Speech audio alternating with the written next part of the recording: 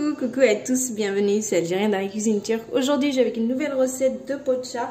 Donc c'est les fameux puits qu'on peut garnir selon vos envies, poulet, viande hachée, fromage, etc. Donc vous allez voir comment je vais les garnir tout à l'heure. Donc pour la recette elle est super simple, avec les ingrédients de base qu'on a à la maison. 50 g de beurre, voilà, température de la maison, 3 cuillères à soupe de sucre. Le verre à thé fait 100 ml, donc j'ai un verre à thé d'huile et un verre à thé de yaourt blanc. Ici j'ai 3 œufs, j'ai mis 2 œufs entiers avec un blanc et un jaune que j'ai mis à part pour la dorure. Ici j'ai un sachet de levure boulangère 10 g, une cuillère à café de sel. Ici j'ai du lait que j'ai chauffé, que j'ai fait tiédir, donc mon verre il fait 230 ml. Ok, donc voilà, et le même verre de lait que j'ai utilisé, je vais l'utiliser pour la farine. Donc je vous dirai peut-être 8 verres de farine, on verra tout à l'heure. C'est parti, je vais faire ça au pétrin. Donc on va mettre tout ce qui est liquide, le lait, l'huile, le yaourt. On va rajouter les 2 œufs avec le blanc, le sucre. Je remélange. Je rajoute la levure boulangère, le beurre, le sel,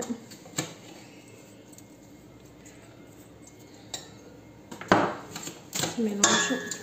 Donc là je vais mettre 2 verres de farine, je vais commencer à mélanger et je vous dirai combien j'ai mis exactement. Ok, allez c'est parti. Je vais commencer à mélanger. Donc j'ai mis 2 verres de farine et j'ai mis tous les autres ingrédients.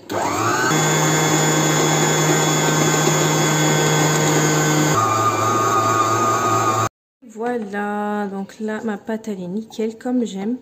Faut pas non plus qu'elle soit trop sec. Alors j'ai mesuré la farine, je vais vous la donner en grammes, comme ça au moins c'est clair net. Ça va vous faire entre 800 et 830 grammes. Ok, donc vous allez mollo, vous voyez.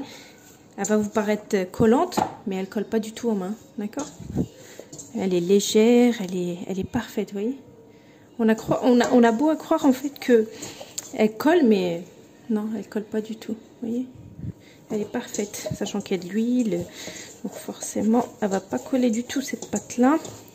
Donc là, elle est nickel, de chez Nickel. Donc là, ce que je vais faire, c'est que je vais la laisser poser, doubler de volume. Et ensuite, je reviens, je ferai mes petites boules.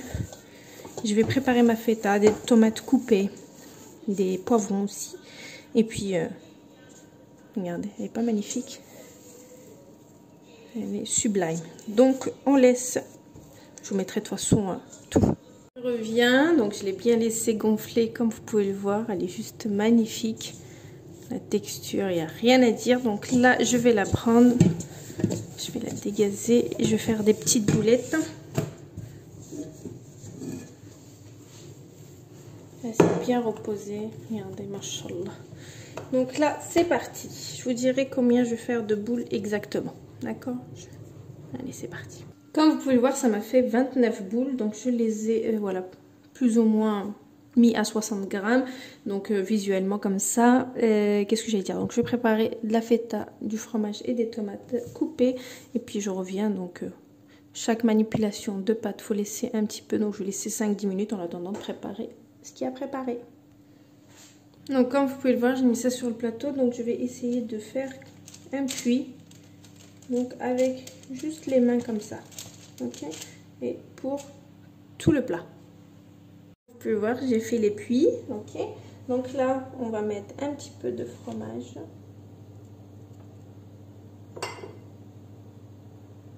Je vais mettre une tomate.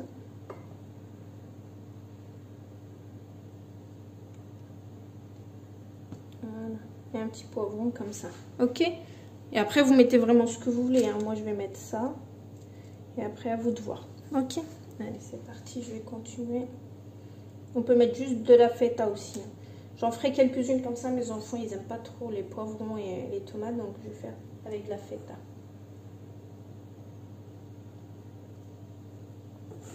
Voilà.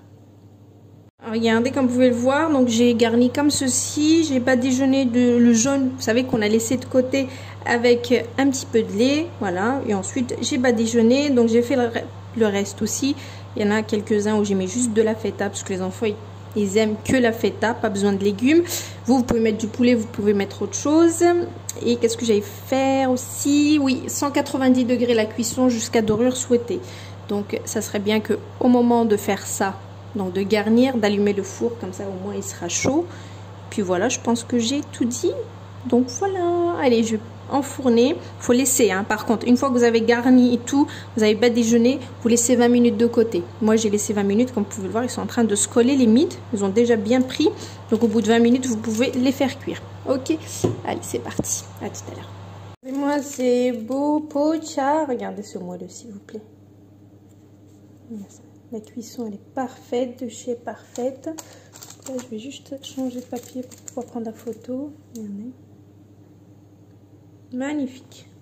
On dirait de l'éponge. L'éponge, s'il vous plaît. Bon, ceux-là, ils sont collés. C'est pas grave. La cuisson, elle est parfaite, hein. Franchement, regardez. Elle est nickel. Hein. Regardez ce moelleux. C'est la meuf. Regardez. Regardez ce côté coton, vous voyez, qu'on recherche. Regardez. Sublime. Franchement, sublime, sublime cette recette. Je vais vous la poster, vous inquiétez pas. Donc j'attends le deuxième plateau. Je prends une belle photo et je vous mets ça tout à l'heure. Regardez. Faites pas attention à mes doigts. Pourtant ils sont propres. Hein. À force de toucher à tout.